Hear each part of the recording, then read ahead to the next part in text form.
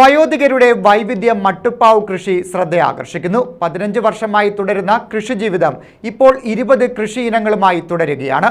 തഴുത്തല PK junction അടുത്താണ് വേറിട്ട കൃഷിരീതി. ഏറെ ഉത്സാഹത്തോടെയാണ് ജമീല അസീസ് ദമ്പതികൾ മട്ടുപ്പാവിലും വീട്ടുവളപ്പിലും കൃഷി ചെയ്തു വരുന്നത്. 20ഓളം കൃഷിയിനങ്ങളാണ് ഇപ്പോൾ കൃഷി ചെയ്യുന്നത്.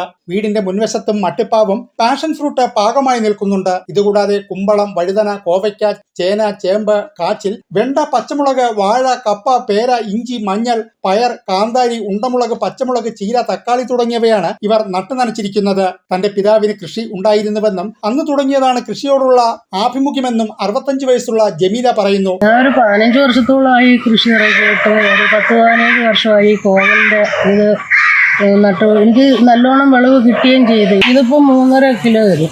ഇന്നലെ 3 മെനഞ്ഞാന്ന് 3 പറിച്ച് ഒരെണ്ണം 6.5 കിലോ വെച്ചിട്ടുണ്ടായിരുന്നു.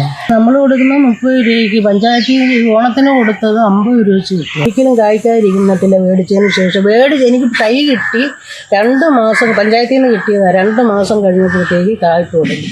ഇപ്പോൾ 2 വർഷം കൊണ്ട് ഞാൻ പേരയ്ക്ക കഴിക്കുകയും. ഇനിയും കഴിയുന്ന കാലത്തോളം കൃഷി തുടരുമെന്നും ഈ വയോധികർ പറയുന്നു.